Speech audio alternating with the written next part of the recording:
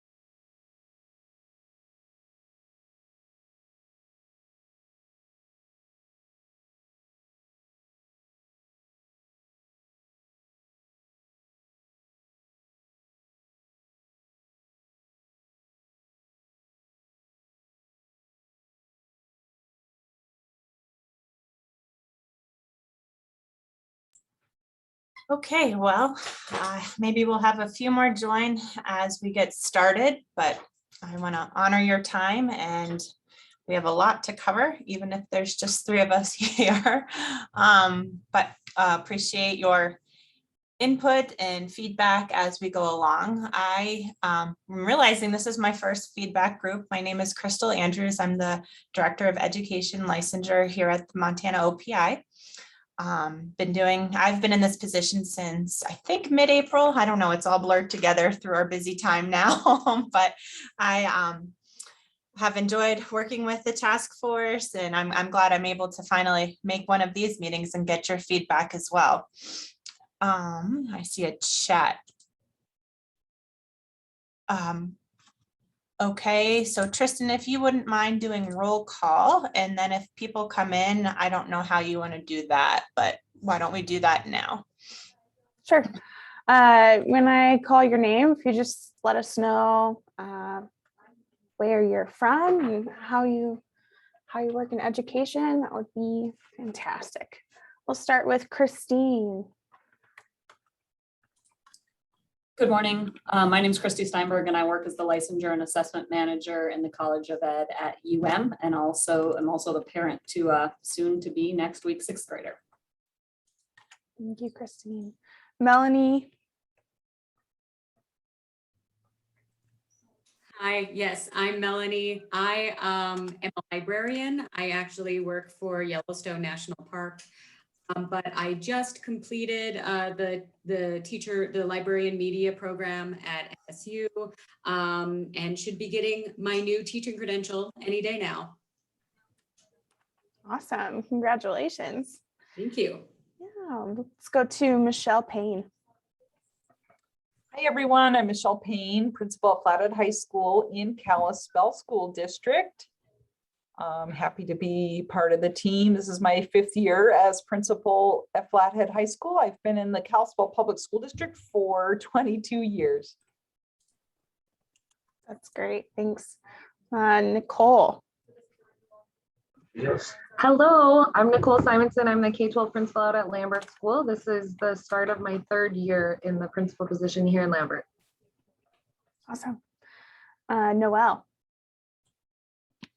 Hi, I'm Noelle Harper. I'm a teacher librarian at Gallatin High School in Bozeman, and this is the start of my 3rd year in the district in Montana, and I've previously also taught in Atlanta and also in Illinois. Awesome. Thank you. We got Scott. Hello, everybody. My name is Scott Kinney. I'm the superintendent of schools in Superior.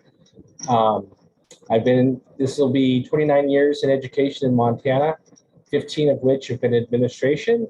And I am also a state licensed librarian. Awesome. And last but not least is Shay. I work at the University of Montana Western in our teacher education program in math education. I also teach online with Idaho's online school, IDLA. Awesome. Thank you guys and welcome. Thanks, Tristan. Lots of librarians. And seeing some of your names and knowing that you're probably thinking, Crystal, where are my emergency authorizations? That is after this meeting, that is all I am doing today.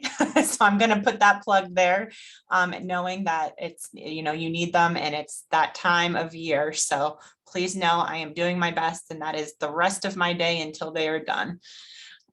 So our session objectives, we've done our welcome. I'm going to talk through a little bit with our timeline and process for the task force. Quickly go over our norms, and then we're going to dive deep into subchapter areas in ARM, and I'll talk more about that in just a minute.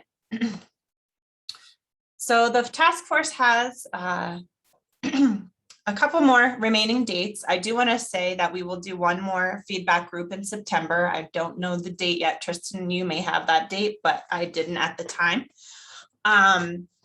So we meet this week with the task force, and then we will have 1, 2, 3, 4 more meetings before finalizing our recommendations.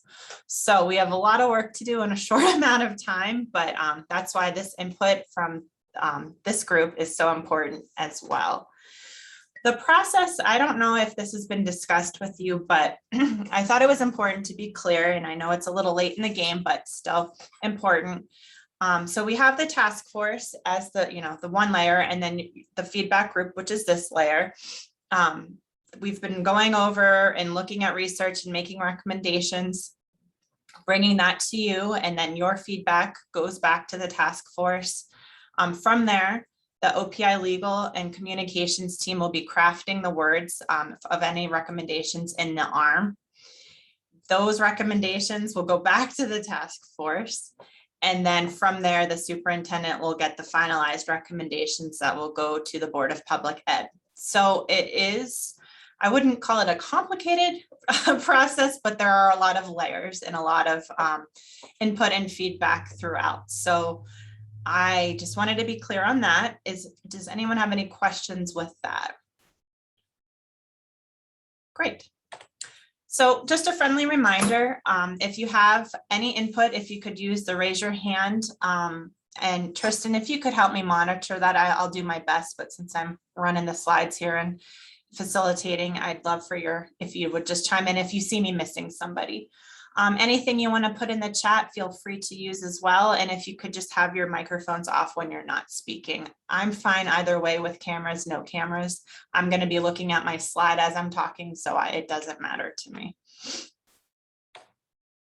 So I wanted to start us off by looking at the subtopics in the National Council on Teacher Quality. And these are areas that the task force have looked at to some degree. We've talked some about reciprocity, and we'll get into that today.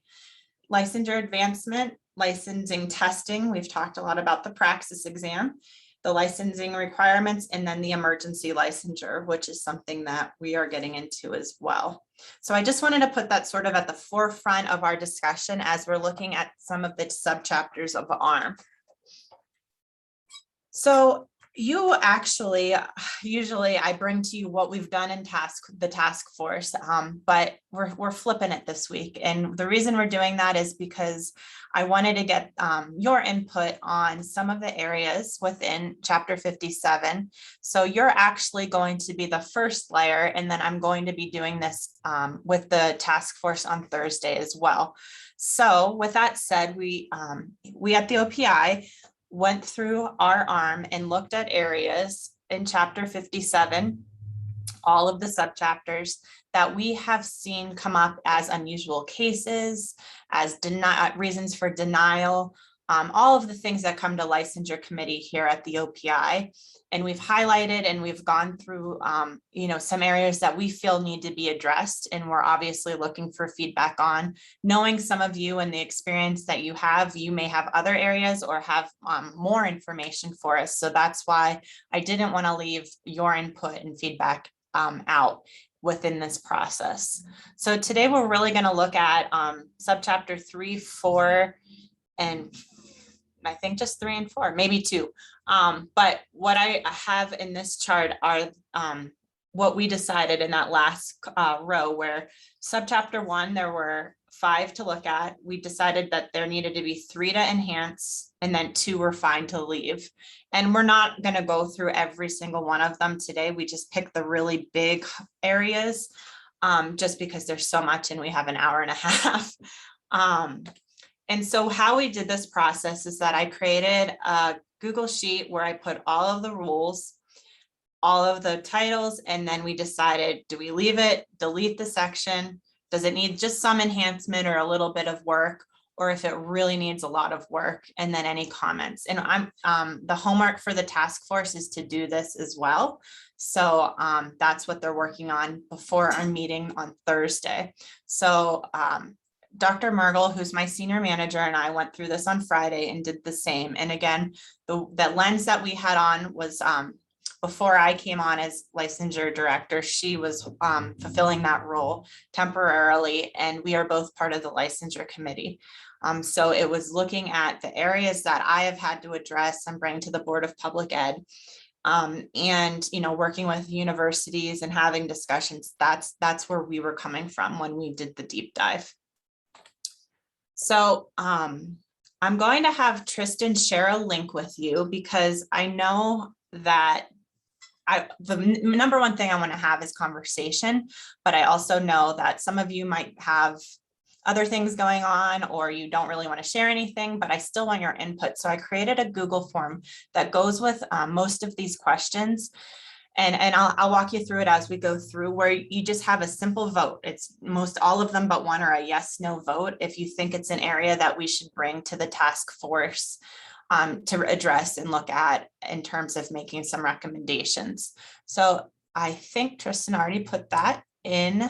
Yep, thank you, Tristan, in the chat. We'll go through it question by question. So you don't have to do anything with it right now. I'll walk you through it nice and slow, so you can take a look at it, but know that I will tell you when to do each of the questions as we will be discussing.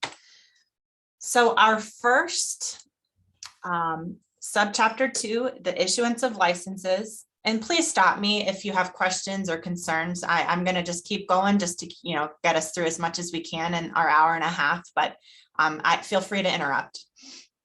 The first one that we came up with was Rule 1057-201A, which is the criminal history background check. Right now, we are currently only asking for this background check from initial licensees. So if I am, an educator and I'm getting my renewal in 5 years or, maybe 10 years down the road, there's no additional request to get any kind of background check. And we thought this might be something that was worth discussing as, things change. Oh, Tristan, go ahead. Crystal, I think you need to go change the permissions on your form. Oh, no. So that course. they can go Okay. take it. Yep. I apologize, but we could start the discussion if you don't mind, if anyone has anything to say, and I will do that now. So the question was, our topic is the criminal history background checks, or any kind of background checks on teachers new to Montana, coming from out of state, teachers, just entering the field. We are only requesting on the initial license to get a background check. So if anyone has anything to share or have an opinion, please go ahead and start that conversation while I work on the form.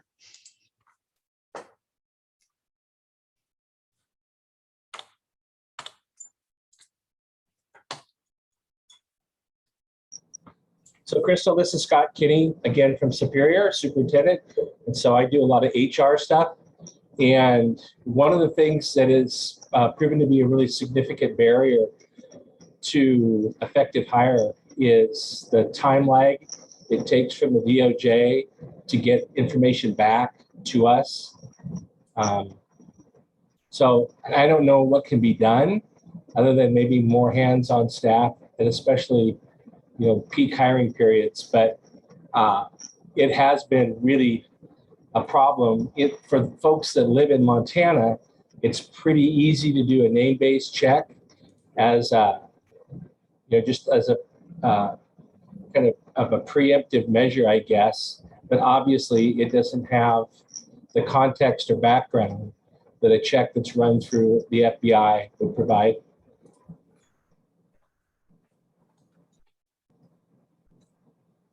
Sorry, Scott, I'm multitasking. I heard everything you said though, and I agree. I think that's great input. The length of time. So, I mean, to think about, maybe not requiring another set of fingerprints, but should we be doing something on renewals other than a character and fitness, or keep it as is. I mean, if you think that it's good the way that it is, that's okay too. We just felt that it kind of kept coming up that an example, a case came up for an unusual case, and we look at if it's a renewal, we look at if, what's happening, and the fingerprints were done, say in 1995, because that's when they first got their initial license. And that just was, kind of where it started from our conversation, like, geez, that's, a teacher could be teaching a long time, things happen, and I don't want to sound like I'm trying to think the worst of people, but is that okay? Is that something that we should be looking at more, or have something change, or leave it as is? And that's where the conversation's coming from. Tristan, I did share it with you. Do you want to try to figure out what I did wrong? Because I'm clearly not doing well multitasking. Yeah, I'll go take a look. Thank you. Sorry, everyone. I was so excited. I got all this done. Anyway, anyone else have input on this? I just have a question on that, because the other thing is how much would it cost and who's going to pay for it? Because at the time, I think that's a definite thing, but then at what level? And so how hard is it for a teacher to be able to get away to do this renewal thing? And then how much is it going to cost for them? Do we have any ideas on that? Well, I can say that I don't know the cost of the fingerprint, but I can say that when we're renewing licenses, say if we're just looking at it that avenue, say it maybe after, I'm totally making this up, if you've renewed twice, so like 10 years after your initial license, you're requiring some kind of, fingerprint again or something. Our licensure fees right now are so low, and I know that'll probably be addressed in the next legislation session, but it's so low compared to, I think, every state in the country that, including fingerprints could offset, maybe some of that. But I don't know the exact, that's something we could definitely look into, and I'll have that information for the task force on Thursday. But yeah, I don't know. Again, these are just, when we bring these things up, it's just putting it out there, getting feedback from you, getting questions that we can then either address or know could be a question for the task force. Mm-hmm. So anything else? Well, and just to kind of finish up with that, Yeah. our students have to keep it within 2 years while they're in our teacher education program. And so if it's over 2 years old, we make them go get a new one. And so a dramatic change when I finally got my license, I don't have to renew it all. And we had one come back and actually ask about that for administrators, because their principal apparently went to jail over the weekend, but was back to work the next day. And the student was like, so how long are they going to stay? Like, how long can they keep their license? And I don't know. And I think that it does come up for the renewal. We should be checking on it because, like I said, it needs an improvement, but what exactly that step is, I'm not sure yet. Great. And thanks for the example. I wasn't trying to think of one because we've had a lot like that, but that's a perfect way of, where things have come to us, or we get an email like that, hey, I just found out my principal was, in jail for a DUI. What are you doing about it? Well, and if there's nothing with the renewal, there's unless the district contacts, but what I'm asking of you, and I think Tristan said that it should be open now. If you open up that Google form, it's going to be real. We're going to go kind of question by question, but all you need to do is either say yes or no. Do we need to have background checks for more than just initial license? So I'm not asking you to figure out what that looks like, and I'm not even going to probably have the task force say what it looks like, whereas, legal will maybe take a look at that. But if you think it's an area that we need to at least explore further, bring up with the task force as something that we need to address, please just answer that first question in the Google form, either yes or no, and then we will move on so we can get to everything. We can always come back if we have more time. I want to get through as much of it as we can, but also not rush you. So please, if you have anything else to comment on, go ahead and interrupt. And I see a few joining us. Thank you. I know it's a lot of people's first day and terrible timing. We appreciate you being here. So right now what we're doing is we're going through some of the areas in Chapter 57 that the licensure committee looked at as areas that keep coming up that we want to address with the task force and try to bring forward some change. And there is a link in the chat. If you don't see it, please let Tristan know, where we're going to be having you vote if it's something that we need to address with the task force to move forward. And we're going to try to get through as many as we can in our time together. And some I don't think we'll have as much conversation, but some we will. Scott, were you going to say something? Yeah, I was just going to share. Name-based in Montana is $20. Oh, perfect. Data comes back within 5 minutes, so that's incredibly helpful and handy. Yeah. And the traditional DOJ background check, I think, is around $35. And so at Superior Schools, we've started doing both because we don't know when the DOJ stuff is going to get back, especially when they get backed up. They only have 2 gals in the office actually processing those at a time, it seems like. So they just get slammed. So at least by doing due diligence for districts to be able to do name-based, the administrator can get that back immediately. And then at least you have activity in Montana that you can track. So you said one more time, the name base is $20, and how quickly do you get it back? 20 minutes? Within 5 minutes. Oh, 5 minutes. Oh my gosh.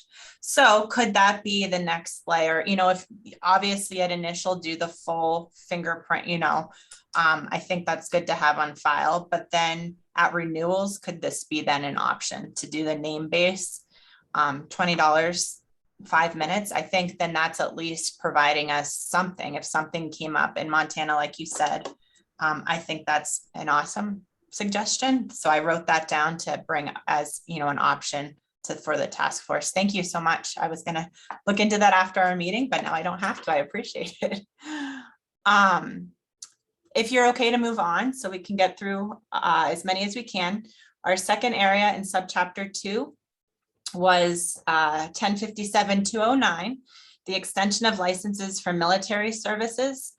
And we don't want to change what's there, but we want to add, and by we, like I've said, this is what's coming up in licensure committee, not just me, to put a new rule in. So it'd be 1057-221 for reciprocity for military spouses. With that said, there are many states that just give reciprocity across the board for military spouses. We just had a case, an unusual case, go to the Board of Public Ed last week where a teacher had, let me think through it. She had an undergrad and graduate degree in secondary English. She had taught 4 years. in a high school. She was also an adjunct professor for I think 9 years. But because she had an expired license due to her husband's transfers, she transferred states, I think 4 or 5 times.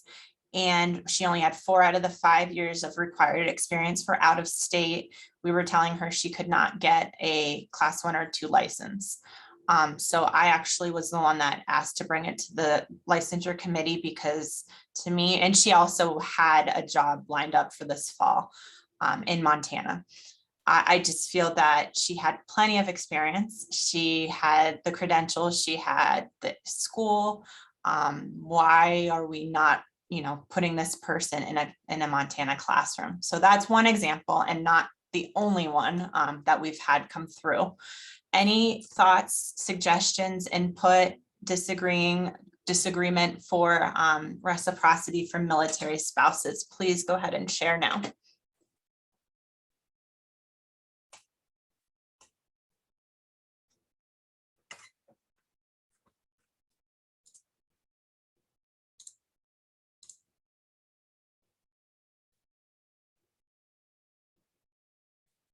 Can you see my screen again, Tristan? Yes, we can. Christine, you can go ahead.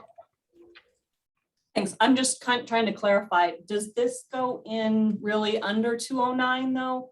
Or is this just an overall reciprocity question? I guess I'm a little unclear because 209 is just about they can have more than 5 years before their license expires. Yeah, so it's not going to go with 209. We just, because it had to do with military, we just wanted to make sure it was included. So that's why I kind of kept it in that line. But it will be its own new rule under subchapter 2. And because the task force has been pretty clear that they do not want reciprocity across the board, that this is just specific to military spouses to keep it, within this area here. But no, it would not have anything to really do with the 209. It's just, I wanted to have, that's where we thought of it as we were talking through what needed changed, but it will be its own rule, if that makes sense. Okay, thank you. Yep.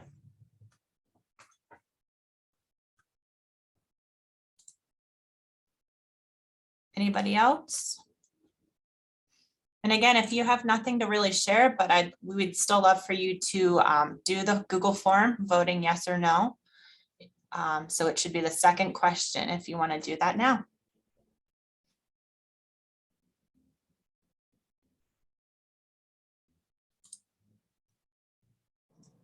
Crystal, am I the only other soup in the meeting? Or am I the only soup in the meeting? We had a few come in late and I'm not sure who or what their roles are. So I'm going to say yes, except that I don't know of those that came in a few minutes late. So I'm not sure, I guess. Does anyone else, a superintendent that's here?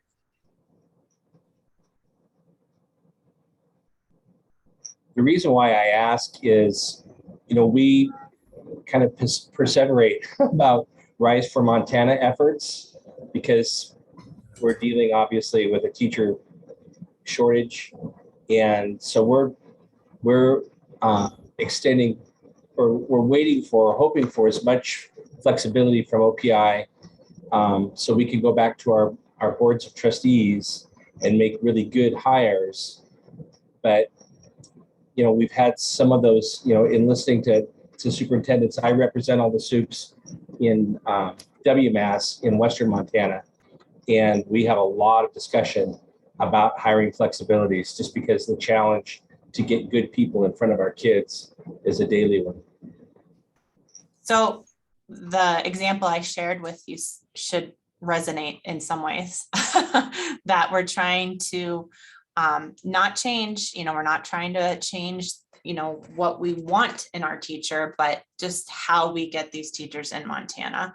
And like I said, for that one example, which is not a unique example, she had the school, she had experience, she taught at a collegiate level, and yet we were still creating those barriers for her to get that license. So I'm in agreement, and I think that's why we're bringing situations like this up to hopefully change for the future. So with that said, let's move on to subchapter 3, our general endorsement areas. And I think more of these will have a lot more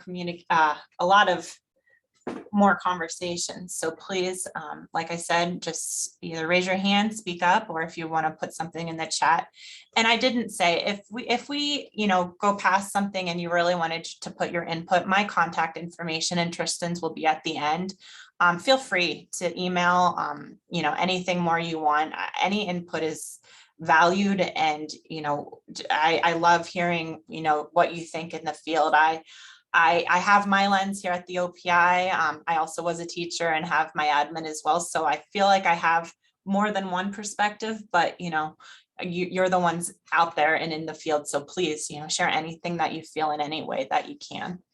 So chapter 3, we're starting with 301, endorsement information. And we decided this is an area that needed intense work. I don't know if you can pull up your rule, but I can as well and put it on the screen if it's helpful. So basically we're wondering if the university recommendation, which comes throughout our chapter, our rules, is duplicative. So should you be able to add an endorsement?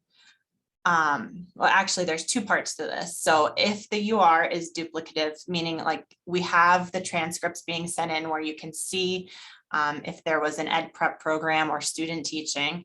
And then the second part of that is, should you be able to add an endorsement by taking a test or showing experience and not just have to go back to school?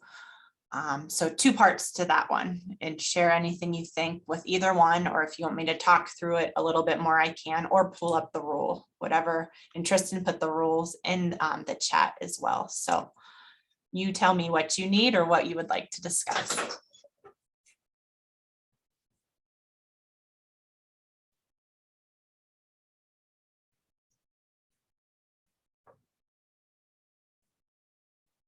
And if there's no discussion, there should be 2 questions to vote on for this one. You can do that and we can move forward.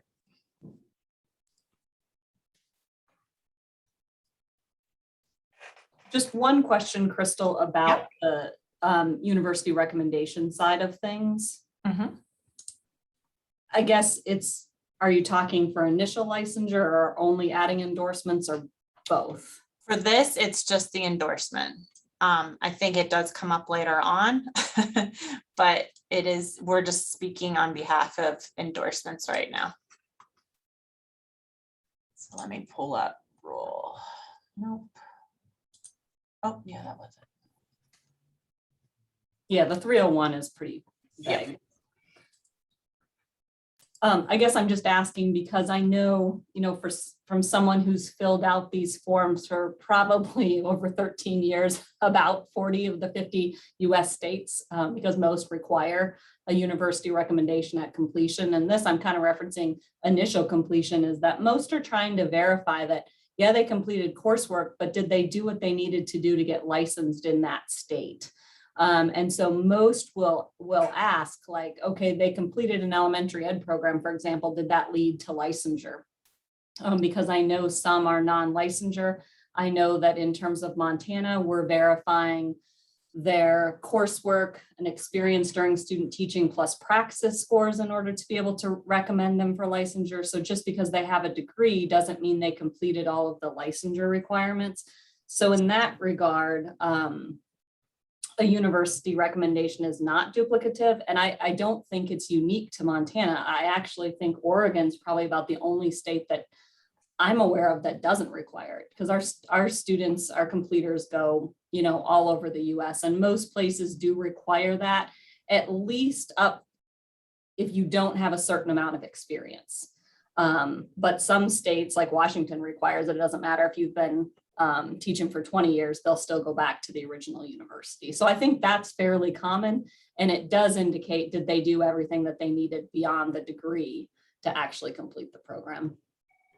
That's just the university perspective. I'm not really talking about adding endorsements here. I'm talking about initial completers, which I think you asked about in the survey coming up. Yep. And I appreciate that feedback, and, you know, being at that level, you do see it more. I guess what my thoughts are, and maybe not for just this rule, but thinking about the university recommendation, just all of the requirements across the board that we're requiring. And it does come up later, so we can get into it then, but having, you know, so many components that some of it seems to be pretty redundant, but I'm hearing what you're saying with this one, and you know, maybe it still does need to be there. So please put that as your feedback. Any conversation or thoughts about adding an endorsement by taking a test like the praxis, or showing experience? This has been something that has come up at the task force, and we're kind of split in terms of thinking about this as a yes or a no. I'll give a little bit of more information. So those that feel that you should be able to show experience, take a test, have referenced other states being able to do this. And, you know, you need to, and they've all agreed that you need to have some sort of EPP program that you've completed. So if you're an elementary teacher and you've gone through student teaching, you've done, you know, that part of it, but then you want to become the elementary art teacher at the school, that you could then take a test to show that you would be prepared to do that, since you've already had courses in, you know, pedagogy, and, you know, all those things, you've already completed that. Or a high school, let's say history teacher wants to also teach something else. I'm not thinking of good examples, but the reason this came up was our, you know, thinking about Montana and the rural schools, and, you know, having a hard time filling positions. So we're saying that in order to get an endorsement in an area, that you know, current rule is that you need to go back to school to do such.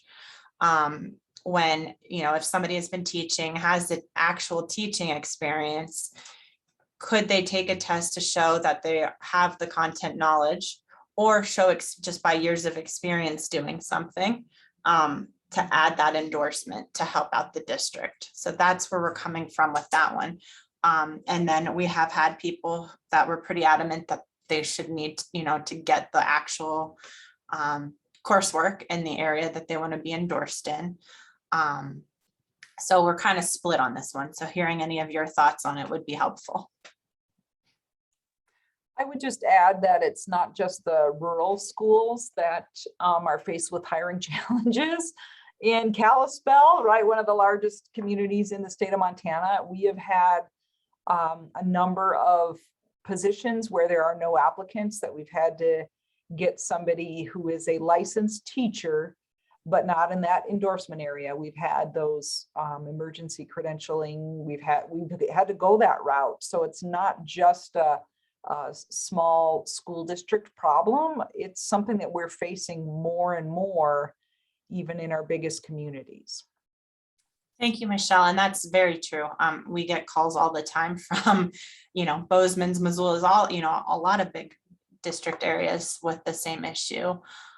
So that's why and that input is why we wanted to address this, and thinking, is there a way to, you know, not just give anyone the credentials, but to have a different pathway for those that, you know, are capable and wanting to help out a district and teaching something else, should they be able to show that they are able to do that, and more than just going back to school. Any other comments?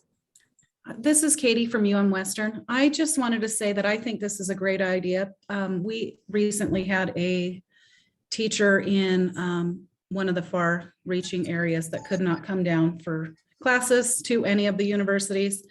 She ended up getting a lot of her coursework done online via another state, and then came back and did a couple things with us just so she could get her endorsement. This was in music. And I think if we did something different, I'm positive she could have passed the praxis. She had been teaching the music class for 5 years and also held a class too. I think it would have been really beneficial to her and her district to not have wasted the money in another state, getting getting the coursework. If she could have simply taken the praxis, maybe done an internship or something. I think that would be a much better pathway than the 4-year, well, I think it was 2-year runaround that we put her through. And she did it. I mean, she wanted to teach and she did go through the hoops, but for what reason? Sure. Thank you, Katie, and I appreciate your perspective on that.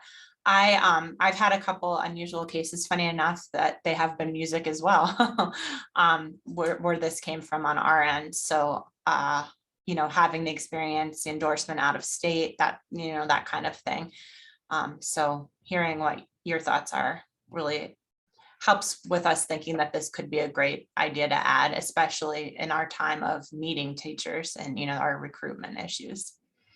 With that said, I think if anyone else has any comments, please go ahead and chime in. But go ahead, there should be 2 votes for subsection 3, or I'm sorry, subchapter 3, if you could do those now. Oh, Scott, go ahead. I'm sorry. No, that's okay. One of the questions I had actually stemmed from a couple years ago. We had created a newly minted Spanish teacher, and I was able to talk her into getting a math endorsement. So essentially she became a unicorn for language and math. Uh-huh.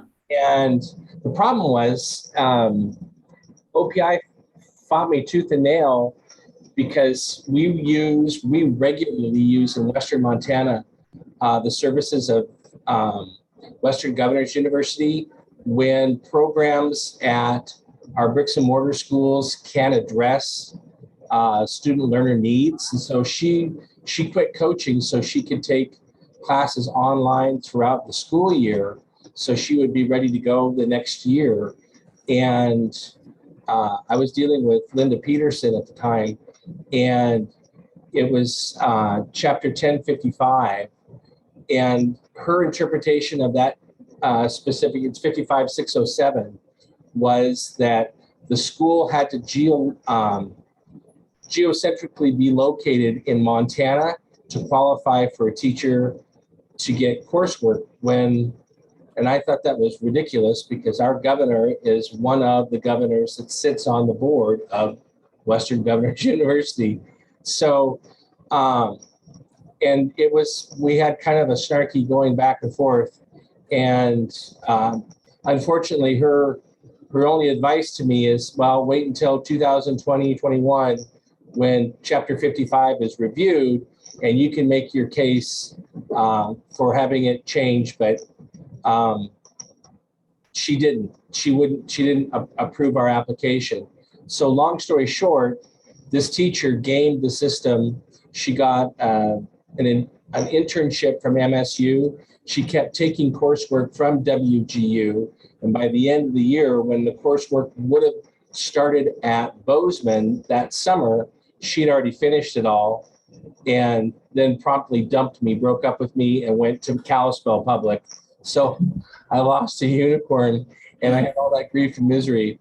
So that's kind of in a nutshell and I agree, it doesn't matter the size of your school district. It's so much more difficult to recruit in rural areas just because we don't have scope and capacity for even housing, for example. So that I think that all of our efforts especially when we reach out within our own to say, hey, are you willing to do this? And we promote and foster a culture of, stand up and be counted and, serve your school district in a new and better way or a new and different way.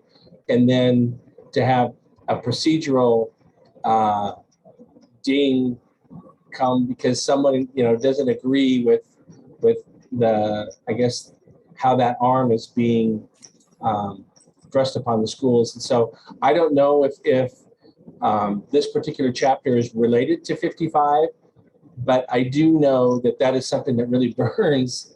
And I'm not the only soup in this area that's gone through that. But I do think it needs to be addressed that as long as it's an accredited school in Montana, especially if the bricks and mortar schools, if our traditional MUS schools can't offer coursework during the school year for teachers, that we look at other options. And WGU has been in Montana for over 20 years. Not that I'm pitching for them, because I'm not. I'm, No, I hear what you're saying, and it makes sense. So the good news is chapter 55 is going to be starting, I think, this in September with their similar process, task force revisions. And Julie Mergel and Nathan Miller will be heading that up here at the OPI. I did take a note of what chapter that you're talking about, so that I can pass that on to Julie. But I agree with you, and I think that needs to be addressed. It is not necessarily, they're related. 55, 57, and 58 are all related. But that would be something that we would definitely want to have them, have on their radar. So I appreciate that feedback. Christy, go ahead. Thanks. I appreciate what both Scott and Katie shared. I guess to me, this isn't super black and white, because I've sat on the praxis review at the state level, and I've pretty much looked at all of the tests. And I would say some of them would be pretty challenging to pass if you had no experience, and some of them would be very easy to pass. And so I guess the question then is, does this apply to all areas, all content areas, right? Or if we're talking somebody who's been teaching social studies, who's been teaching history and wants broad field, should they be able to take a test? That's one conversation. If we have someone who's been teaching high school math and now wants an elementary endorsement, that's a different conversation, right? Are they truly prepared to teach reading to kindergartners by taking a test, which is a content test? It's not a pedagogy test. What about special education? Like, are we comfortable with people adding special education by never having taken coursework that take a test, and I've looked at that one's not that challenging. Some of it's pretty straightforward. So I think it's hard for me to just answer yes or no when there's so many different scenarios that can play into that. And I guess I would just like the group to look at that a little bit more carefully. And I know other states do that there are some areas where you can't add endorsement areas by test. Some you can if you have a related subject area. So it's just, to me, it's not as straightforward as take a test and you can add any endorsement. So I just kind of want to toss that feedback out to the group. Having said that though, the situation Katie shared is interesting, because that is a challenge for those of us preparing music teachers, because we can't just prepare them to teach K-5 music.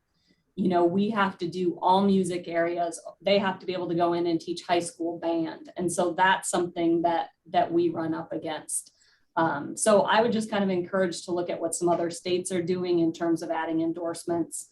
And how do we address that? Like you said, these people who are in other states add an endorsement via testing, teach in that area for 5-10 years, and then want to come here, but they only did testing for that. So there's lots of nuances here that just allowing the test may or may not resolve. So I have to express my concerns, and that's not even just my university hat, because I know that I can't necessarily get the math department to offer math classes in the evenings for teachers. And so, we do encounter issues with that, but it's hard for me to answer yes or no, because it's not black and white. And I appreciate that. And I agree. I don't think everything you should be able to take a test. I don't think that if you're licensed in high school, PE, health, you should then be able to just automatically teach elementary by taking a test. So I agree. There are loopholes. Special ed is another area. For the vote, if you could vote yes or no, just if we should be bringing this up to, have this discussion further with the task force. Remember, you're at the beginning phase of this, unlike, previous meetings that you're the first that are hearing these areas that then I'm going to take to the task force on Thursday. So by voting yes, you're not necessarily agreeing that you should just be able to take a test, but that we should continue this conversation. So maybe I didn't word it quite like that in the form, but that's what I mean by it. If you say no, then we should just leave it as it is. We won't even address it. Yes means that we need to look at other ways of getting teachers endorsed other than just by taking coursework. Thank you. Yep. Which then helps me know that I need to clean up the language a little in the form. So thank you, Christy. Scott, anything else? Nope. Okay. All right, let's move on because subchapter 4 has a lot and time is getting by. Okay, so we started with subchapter 4, classes of licensure, with just a standard class 2 teacher's license. And this is Rule 1057 410. Okay, so lots of areas, and there are a lot of votes in this area. And I think that's all we have left is subchapter 4. So we can talk through it, and then you can vote as we're sort of talking. I don't care how it gets done. I just want to make sure that I'm addressing our perspective on it before with the conversation. So for the first section, it's subject. Let's see. So it's 410.2 is where you're needing, and let me pull up roll because as much as I look at it, I don't have it memorized. Christy, you probably do at this point. So we said 410, right? Okay, so 2 says applicants for an initial Montana class 1, 2, or 3 license whose degree is more than 5 years old and who do not have a current out-of-state license must have earned 6 semester credits from a regionally accredited college or university within the 5-year period preceding the effective date of the license. So the question that we have is why can't or can it be renewal units or evidence of experience and not just the 6 semester credits? Thoughts on that? My concern, Crystal, would be that this could potentially break salary matrix, because obviously, you can amass, if you wanted to, you could probably amass 60 renewal units a year if you attended everything that you possibly could.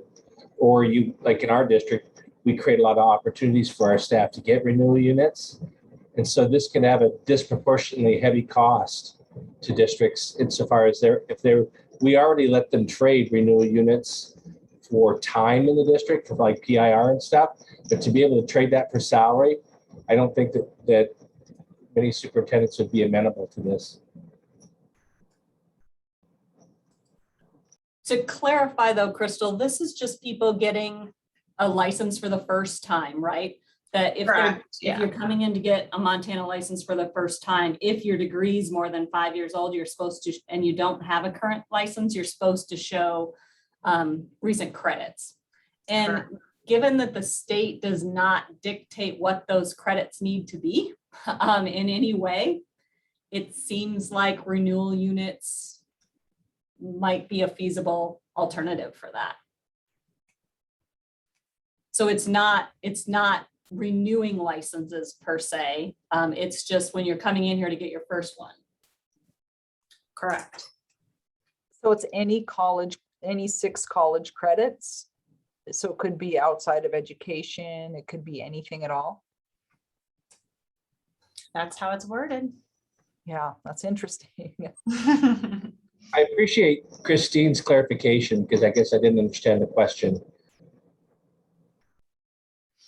And yes, thank you for clarifying. And yeah, so I was thinking through it before speaking. It shouldn't affect that your salaries, salary matrix, because this is it's for those that are trying to get a Montana license from out of state. So with that said, that's an easy yes or no. If you think we should be able to use something more than just the 6 semester credits, because basically right now, if a person, if they don't have, if their degree is more than 5 years old and they don't have a current license, they will have to get a provisional license to go back to school and get those 6 semester credits. And that's how it works right now. So if they had, say they're out of state, they had a bunch of PIR, renewal units from districts that they've worked in. which probably may or may not be more applicable to what they're actually doing. Could they use that and not, even if it's not from a university level?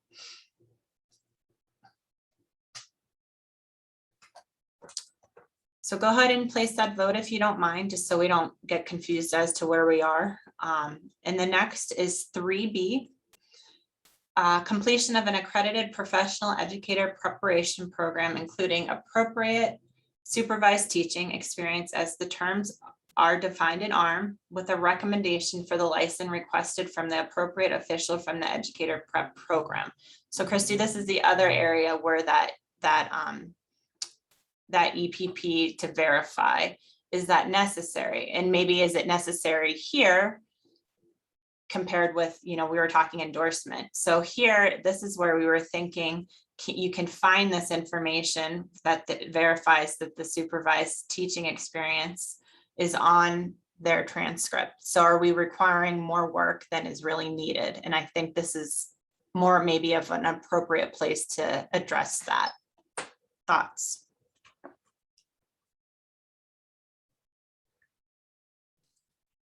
And I think I kind of stated when we were discussing it previously, why I think it is necessary. So I won't repeat myself.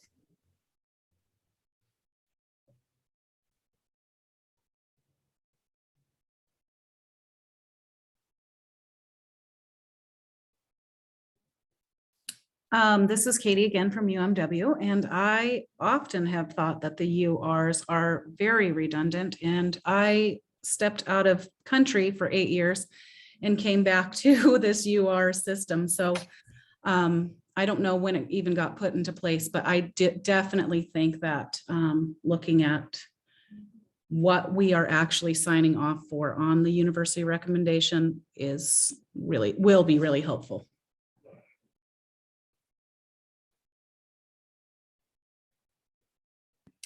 And if I speak too much, I'll probably put myself out of a job. No. Okay, I think we can move on. I think it comes up again, so we don't need to continue to talk that one through. I think we know where we stand with it, and I'll be interested to hear what the task force says with this input as well. So the next one is 4.4, and I know this is something.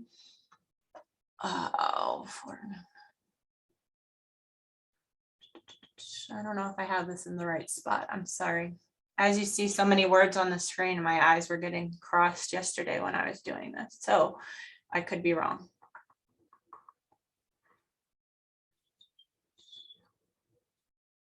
Yeah, I think I'm gonna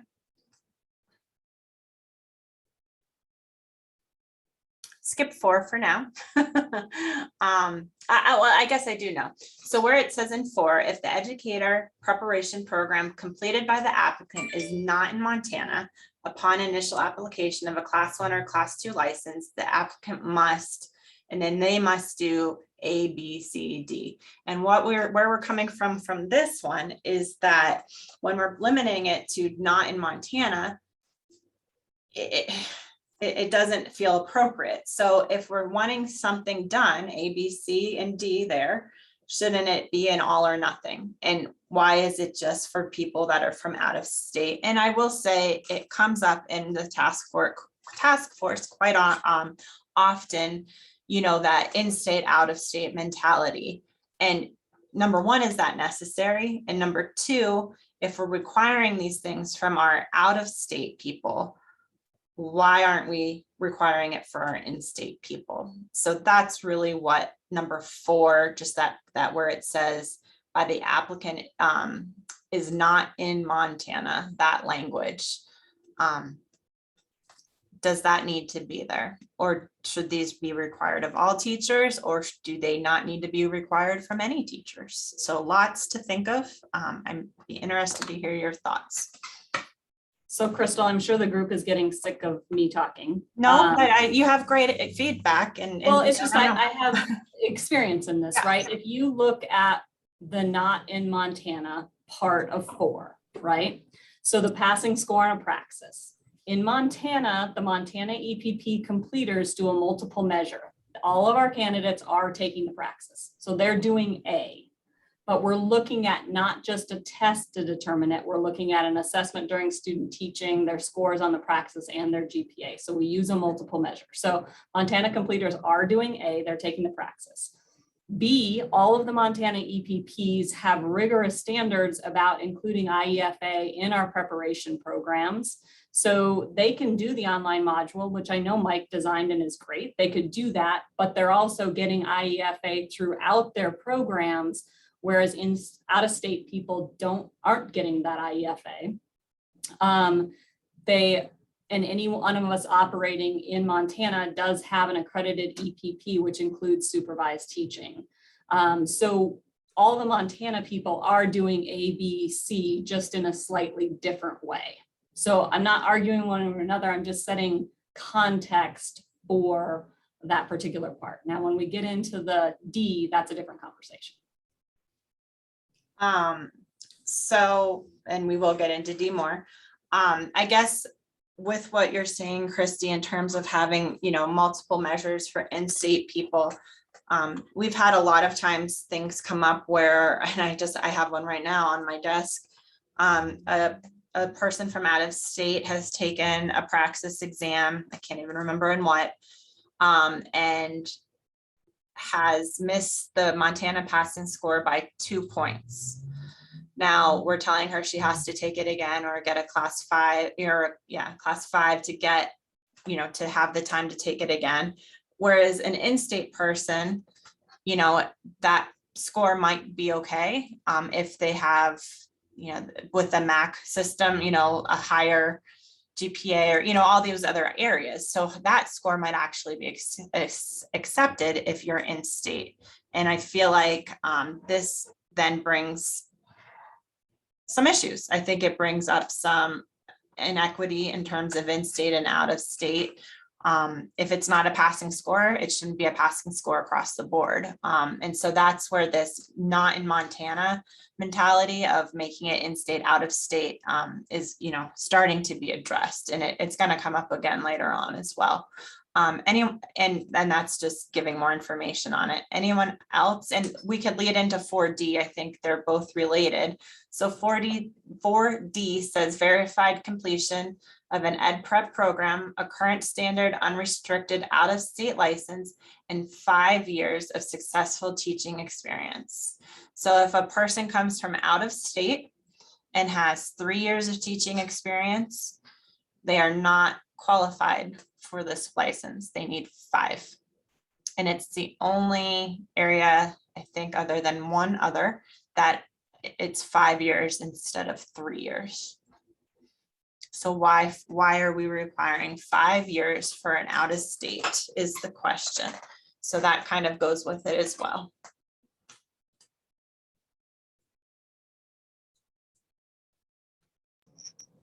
Katie again. I talk as much as Christy. I just wanted to say that sometimes this is getting really tricky with the praxis, and maybe this isn't the right place, so stop me if this is wrong, where we have our GCU students who are on the High Line and cannot get to anywhere to take a class. And so they're completing their stuff there. They are then submitting their information and their praxis does not fall. Well, I think it's GCU's guidelines, so maybe this is a moot point, but their praxis does not meet the qualifications for their program. And therefore they're not using the MAC when they go to license. They just say, no, you're not able to be licensed because you didn't get, a certain score.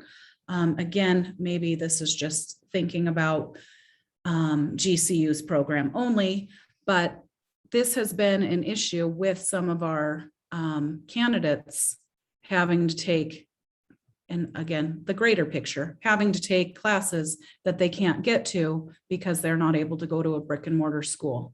And now that I've talked that through, I don't really think it has anything to do with this, but it is a piece, sort of a piece of this, where it is a Montana person, but they're then taking classes out of Montana per se. So I'll be quiet now because that doesn't really make sense, but it does come into play with the praxis here. Any information and input is helpful. So it's It's in the right place, no matter what. Thank you, Katie. Scott, I think you were gonna say something.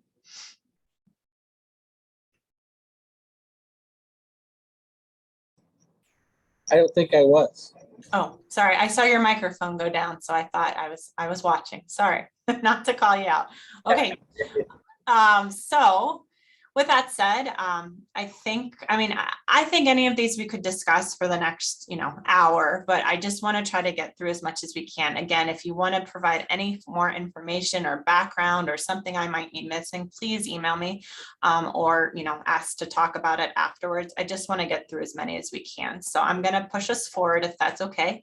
And there should be two questions there. I have the two arrows there about the removing or I don't know, I don't have the form up, but the one on the Montana, and then is 5 years needed for out-of-state teachers. If you could do those two, since we've talked through those. And then the last one on this slide is just a question where we're talking about a lapsed Class 2 standard teacher's license may be reinstated by earning 60 renewal units during the five-year period preceding the date of application for the new license. So the question is, and we don't really need to discuss this unless you'd like, is 60 renewal units where we want to keep that at? Should it be more? Should it be less? Is 60 reasonable? Since we're in chapter review, this is the time to think through those things, because if you think it needs to be changed in whatever way, now's the time to look at it. So that's why it's brought up here. OPI's opinion, it's just asking, is this where it should be from you in the field and elsewhere? Crystal, when it comes to years of experience, regardless of what we're talking about, is that predicated on research to say, yeah, 5 years is the gold standard or 3 years is the gold standard, or has it been set arbitrarily? Do you know? I don't know that. Christy may know, since she's been around longer than I have in terms of licensure. I can tell you that research has been done to see what's more, the average across the country, and 3 years is, I think, and I know Jacob's here listening. I'm not trying to call you out, Jacob, but you have a lot of research in your back pocket as well. I know that 3 years is sort of standard and more across the board when it comes to that, but I don't know where the 5 years came from in the past. I don't know where the 5 years came from either. In the task force, people who were involved in it even didn't seem to have a memory of exactly why 5 years came to be placed there. And I think the question was asked if there's anything like that to quality around that. I don't know that there's any hard evidence that shows any connection there. I will support Crystal's statement that the large majority of other states, it's 3 years. And if we're talking about alternative programs, most alternative programs, more common than not, people who are in post-secondary, help me out here if I'm wrong, but the program itself is typically 3 years before you obtain a license. So if you were coming from another state, you would have been in a classroom for 3 years before you'd be eligible to even come to Montana. Thank you, Jacob. Jacob's my co-facilitator with the task force. I think he's led one of these groups before, but that's why I asked for his input. Christy, did you have anything to add to that? Yeah, so I think the 3 years, Scott probably goes to tenure, right? However many decades that 3 years to tenure comes in. I believe that the 5, I was around when that was put in. There was no pathway prior to the last revisions that took effect in 2015 that allowed alternative pathways. It had to be a college or university pathway. And so I think that was just a compromise. The 5 years was, they've established themselves. They went through an alternative program, but they've, and were probably training while they took that job. So let's compromise on 5 to have established themselves that they're staying in the profession. So, I could see aligning that 3 years with other places. I do wonder, Crystal, what your data would show about denials if we change the 5 to 3. Because I'm working with someone who I think has 3, who, in the Bitterroot here, who would have been fine under the 3 years, but not under the 5. So I wonder even just that change. But that's all I know, is that I believe that it was a compromise by the various stakeholders across, between SAM and the teachers union, and all of the various groups that were at the table the last time these revisions went through. I believe 5 was, we're bringing alternative and allowing it. Let's set something, and we set 5. Thank you. This is a really well-rounded group. I'm having fun. Thanks for all your input. I'm learning so much as well. Yeah. So with that said, I think we could vote if you think the 5 years is needed, and then also about the renewal units, if 60 is the number that we want to keep it at, or if we should look into that further. In addition, for this rule, we noted that if you attend an alternative teacher prep program, you would have to verify that the program led to licensure and the state issued, and you'd hold an equivalent to a standard professional, which is what we call them. You know, other states, it's not that teaching license. So Christy, this is, we wanted this language in ARM, and you brought it up earlier, I believe, that if we're changing the UR or doing something, we have to verify that it led to licensure in the state. So that we wanted to note that, not necessarily adding it here, but or where it needs to be added, but that language needs to be put in. That led to licensure piece. So just wanted to note that. Okay. Moving on to, a lot of it is repetition, so I might skip through some of it. For the class 1, so 411 is the rule, class 1 professional teacher's license. Same thing with the criteria should be equitable, meaning the in-state or out of state. 2D I will pull up because I have my arrow there. Where did my rules go? 2D. So in order to get a class 1 professional teacher license, to obtain a class 1, did I say 2? Sorry, class 1 professional teacher's license. For D, it's 3 years of teaching experience is defined by ARM. And we just talked through this. That does align with tenure, I think, in all districts, right? 3 years. In most states, that's the case as well. So it's just, do we want to consider experience as an option? So I don't even know what we meant by that, to be quite honest, because that is experience. So back in the day, I mean, the difference between a class 1 and a class 2 used to be what you needed to do to renew. Because a class 2 used to be, you used to have, could I use the word used to any more times in a sentence? You had to have college credits to renew a class 2, but you could renew a class 1 with renewal units. And now the renewal requirements are the same. So there's not much difference between a 2 and a 1 in this state, whereas in other states there is. There's just, it's literally, you have a master's degree and 3 years of teaching experience, you qualify for the exact same jobs. The renewal requirements are exactly the same. So there's not much difference between these two anymore. Okay. And I'm going to make myself a note. I'm sure that I meant something by that, but I'm not, I don't know what I meant. So I'm going to clean that up. 2D. So were you wondering whether or not the years of successful teaching was necessary or not? I think so, because that has come up. So let's go with that. Okay. So do we need to consider experience as an option? So do you need that experience? So let's go with that. Thank you. I will change the wording of it though.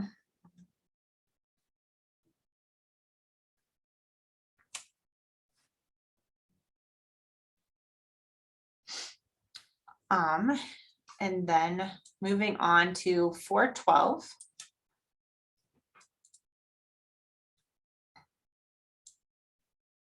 We're talking class 1 and 2 endorsements.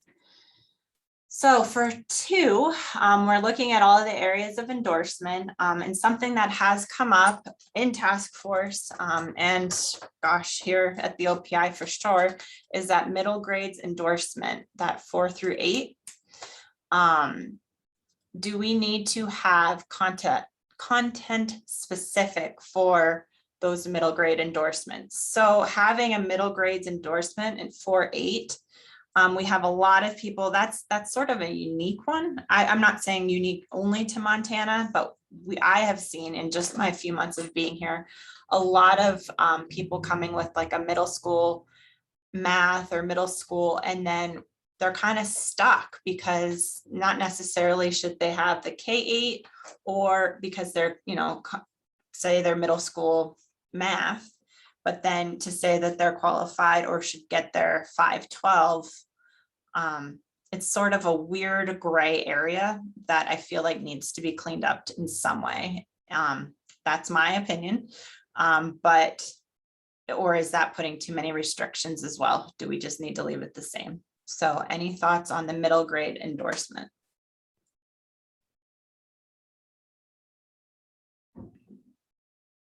Katie, again, my only thought here is that many states, I don't know how many, and I don't know if they've gone away from it because I haven't checked since I've been back, are now requiring middle grades to have that specialization. So perhaps the best way to go about that would just be to see what other states have moved towards.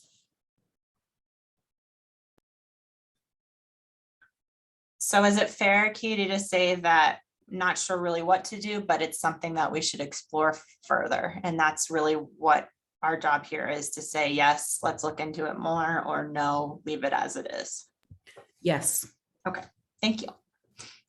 I concur, you should look into it more, because when we put middle grades in, and then we had to write the standards for it, there's so much overlap with K-8, but not, and then there's overlap with 512, but not, that the EPP is trying to create a program that was all content for middle grades was a tough prospect, especially when we're already doing K-8 and secondary. So I would like you guys to relook at that both in 57 and 58. Good point. It does, yeah. Okay, writing that down. I know Tristan's taking notes also, but doesn't hurt to have my own. Okay, so then into the next one would be the broad fields. So this is coming up a lot too. So we have the broad field social studies and broad field science, and not math or ELA. So I guess the conversation has come up, if a person is licensed in 512 math, they can teach calculus, they can teach trig, they can teach algebra. But if a person does not hold the broad field science and they have, say, the chemistry endorsement, they then cannot teach biology, or they cannot teach physical science unless they had that broad field. So same with social studies. So the question is, why do we have it for science and social studies, but not math or ELA? Should it just be broad field across the board? And these are all questions to discuss, not necessarily what you're voting on. Does it need to be looked at, or do we leave it the same? Any thoughts on that?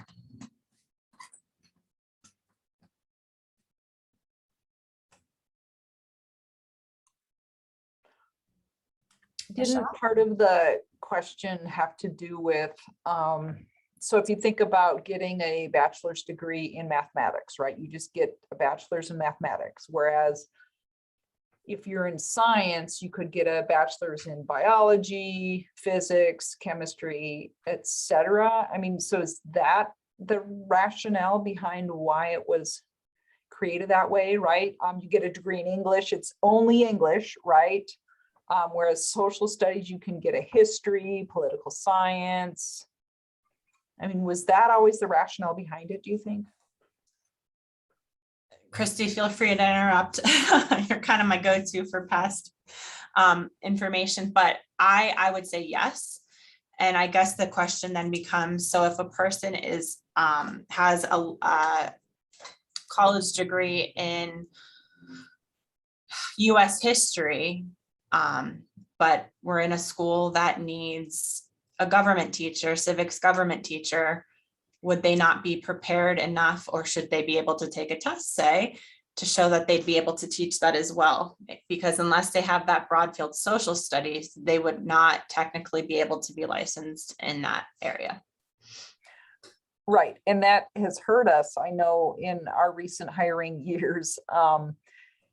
And in part because people come from other states where there's not a broad field, right? Like California, for instance, is subject specific in science, right? So we get people who come apply for our jobs and they're a, certified biology teacher in that state. And then when they try to get a Montana license, it's problematic because they don't have that broad field. Exactly.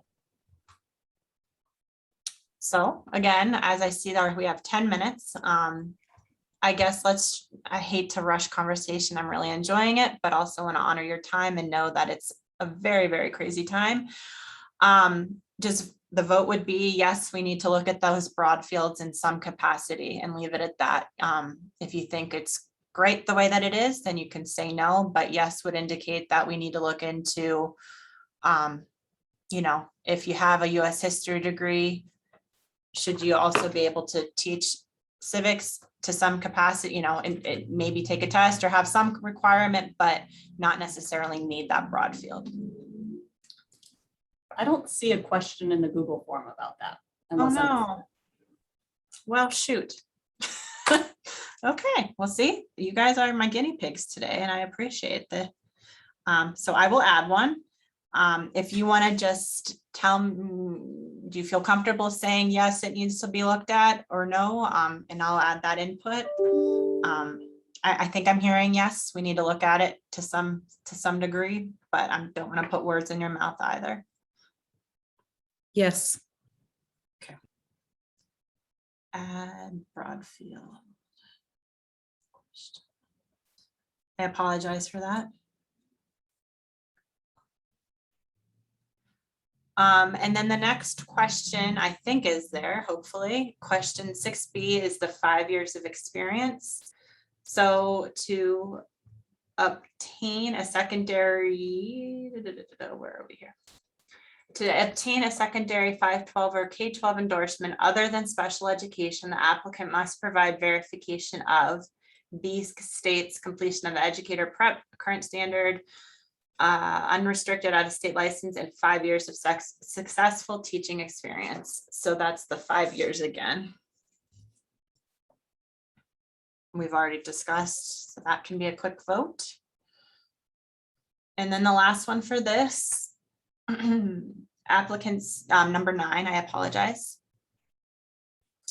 Applicants who have completed accredited professional educator preparation programs outside of Montana and hold endorsements in specific disability areas in other state may qualify for a special education P-12 endorsement in hearing and vision upon verification, program completion, and minimum passing score on the praxis. So the question says, however you assign endorsements should not be dictated by where you went to school. So it needs to be consistent for all applicants. So this goes back to the out of state of Montana piece. If it's in an accredited professional program, should it matter if it's in state or out of state?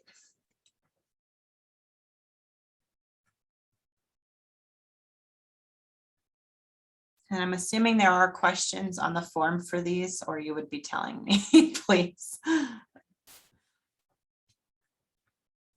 Okay, moving on. 413 is our administrative license, class 3. Question for you, and my interpretation, well, not just mine, but our interpretation and like I said, looking at all these rules in one day, things started to get a little blurry. But if you could read, and you can see the rule here, to obtain a class 3 license, read this section here.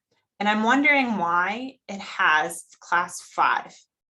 And Christy, you might be the best person, and I'm not saying only person, but just because I might be reading it wrong. If you're trying to get a class 3 administrative license, appropriately endorsed is because class 5 is provisional. So why is that? Well, That's related to testing, right? So if you're an administrator coming in from out of state, you might not be eligible for the 1 or 2 until you take and complete the praxis, but you would be eligible for the 5. I think that's where that original language came in.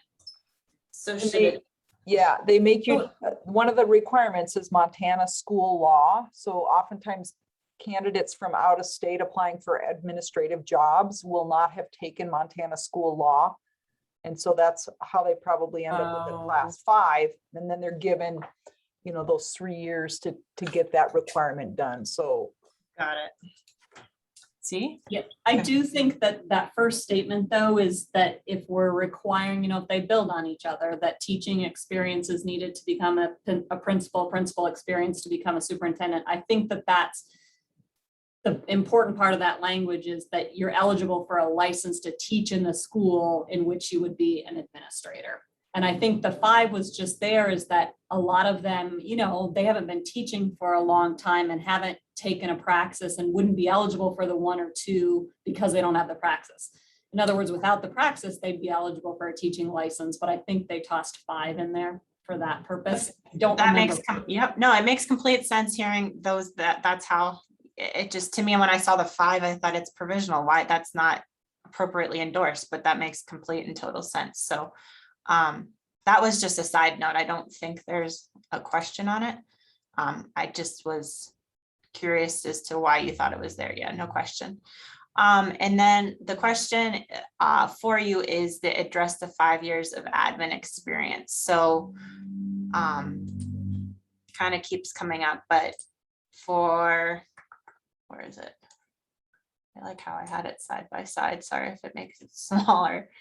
Number 4. So an applicant for a class 3 administrative license who completed an ed prep does not meet ARM, who is currently licensed in another state may be considered for licensure of verification of 5 years of successful admin experience. So as we're kind of talking through, is 5 what we want? Do we want it to be 3? Should it be different for administrators than teachers? That's what you'd be voting on. Do we need to look into the 5 years? And I think that was because there are states which license administrators without teaching background. And so I think that was the way to look at those who have been experienced administrators in other states, but didn't come through a teaching pathway to get that. They raised the bar a little bit for that purpose.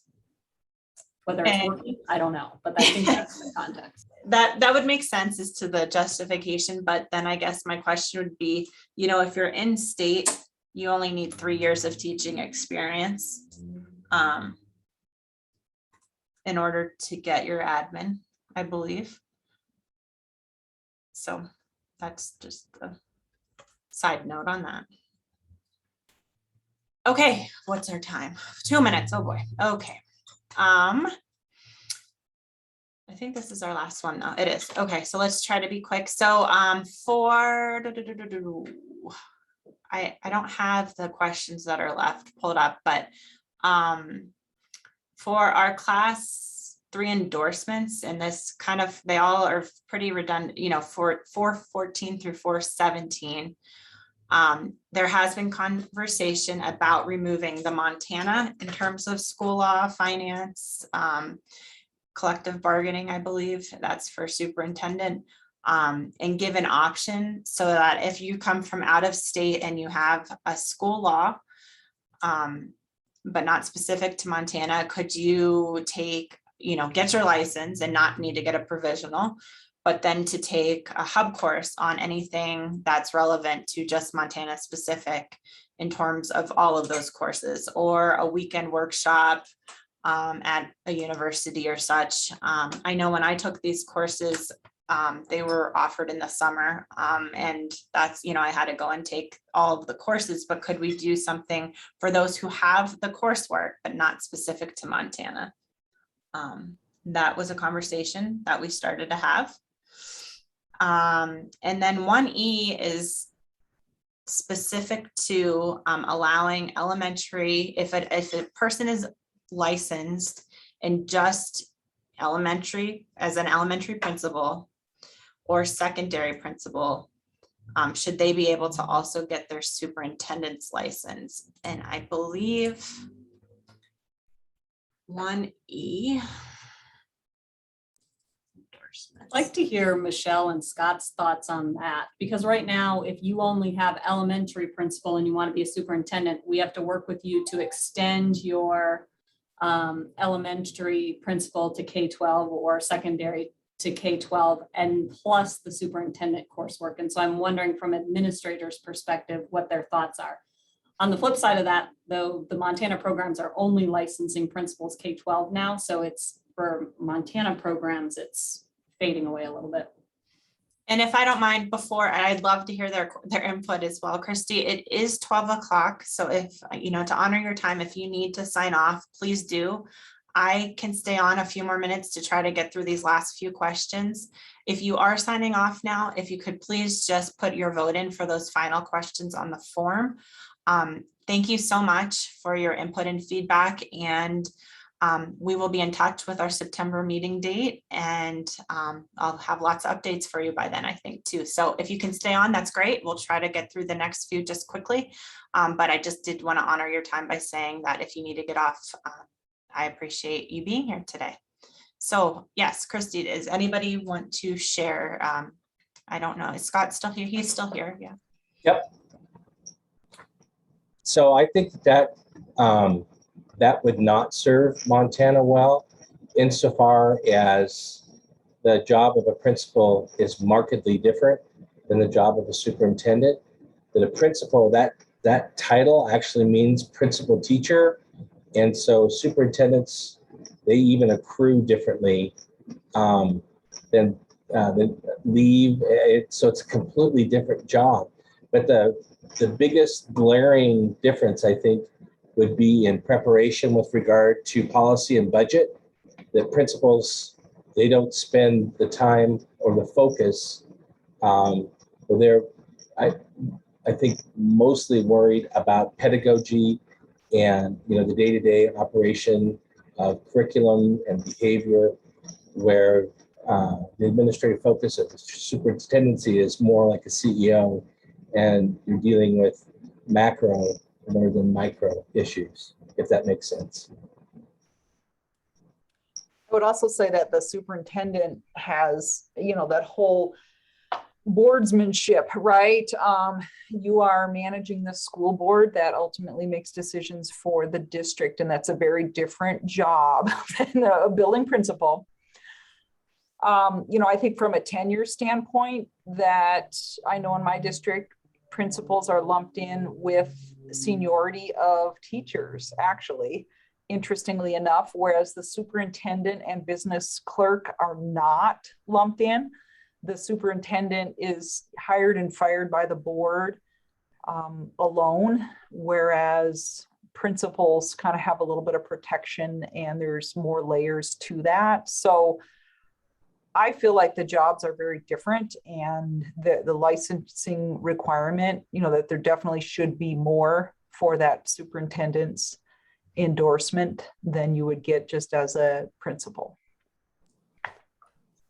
Absolutely. And I think maybe I wasn't clear in how I stated this question. So right now, you have to be endorsed as a principal from P12 to get your superintendents. If you come from out of state or even in state, I don't know how many in-state programs do just an elementary principal or secondary principal. Like Christy was saying, you have to work towards getting more of a well-rounded P12 or K12 principalship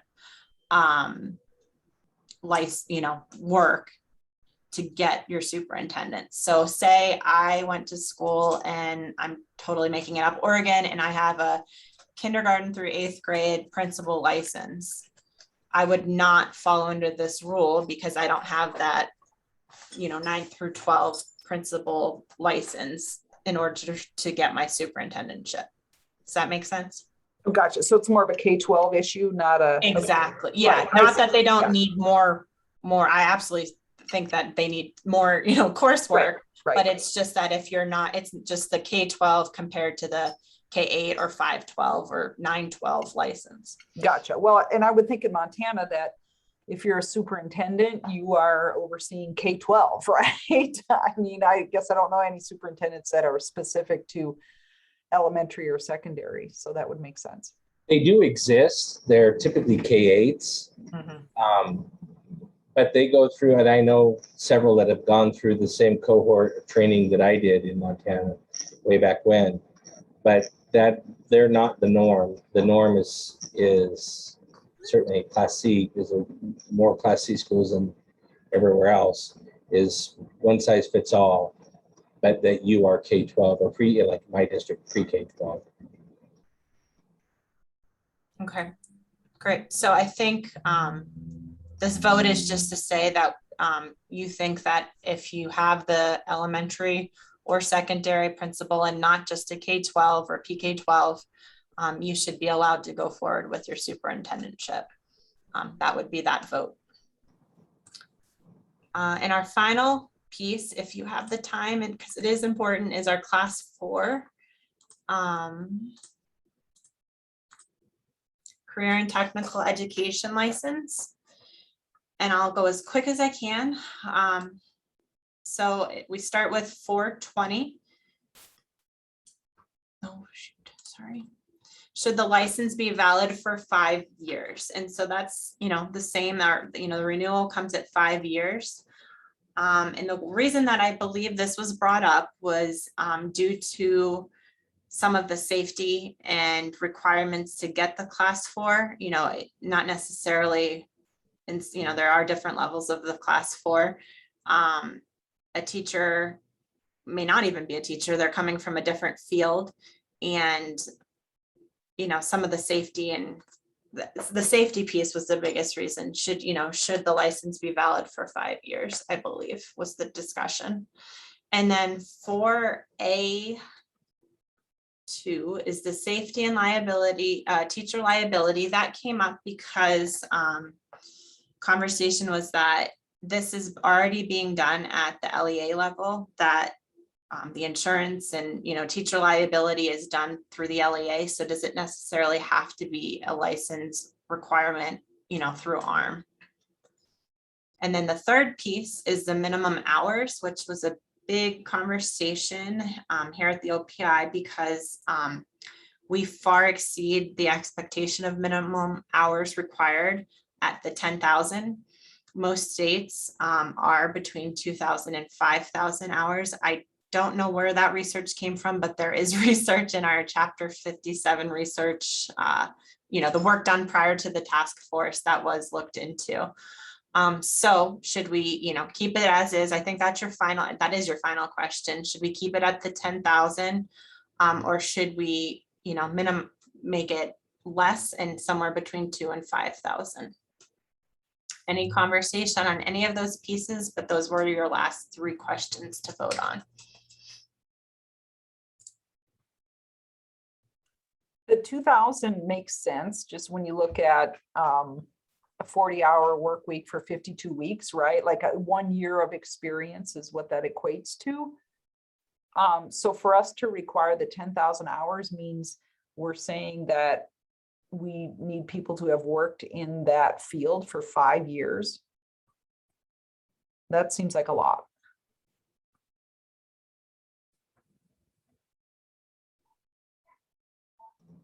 I think all of this is you have to be careful what you wish for, or careful what you create, because as I've said earlier, because we are dealing with staff shortages, and I know that the governor, would really like to see more CTE programs available, but if we don't do anything to move those goalposts, it's going to really continue to limit the number of folks that we are able to bring into education from other fields. And I agree. I think 10,000 hours is, again, it seems like an arbitrary number, where I would be much more, I think it's much more important to know the character and the training and the background and the body of work that someone has done, as opposed to just length in a field. I mean, how many doctors have been doctors for 20 years that aren't great doctors and you happen to get a young doctor that happens to have a lot of fire in their belly and very innovative, I think you see that often enough. Maybe that's a terrible analogy, but No, I think it's a valid point for sure. And that's why we were wanting to bring it to you and try to address it for the future. Christy, I did see your note about not being a question for that one. I'm not sure why, because I know that's a big one. So I will make sure to add that in. I just All think in all- if we look at, as Scott was saying with CTE, those positions are hard for districts to hire. And there's so much inconsistency across the language for 421 that we require 10,000 hours for certain things, but it's an 80-hour course for coding. And it's 2,000 hours for EMT. So it's just across the board. So to see a little bit more consistency, and 5 years seems like a lot for some of these fields. Particularly, I was working with someone who's a military person.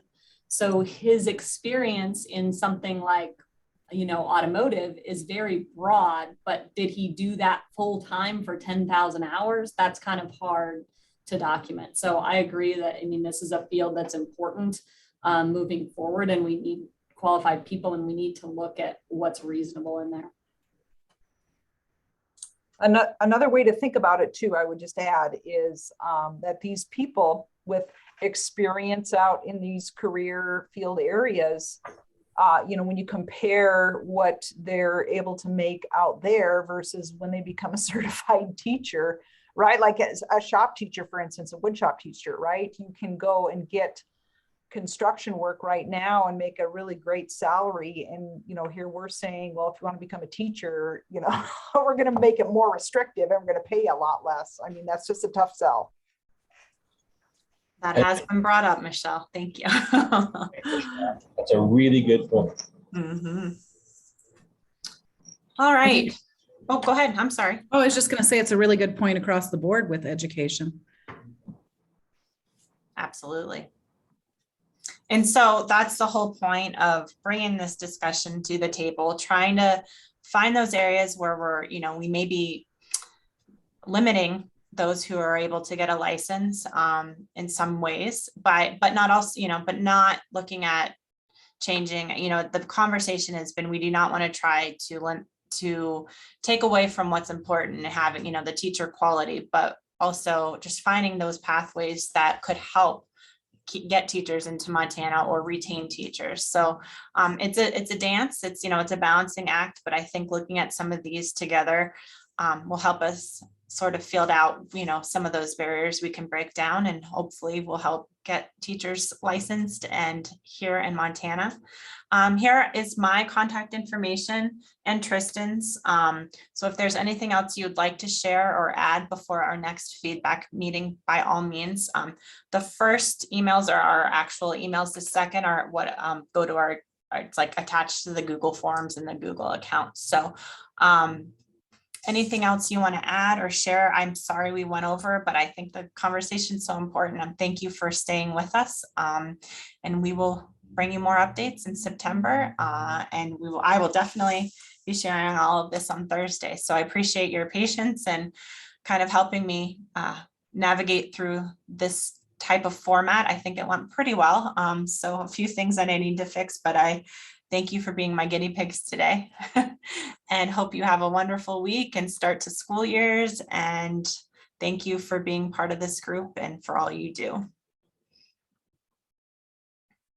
Thanks. Bye. Thank you. Bye. Thank you.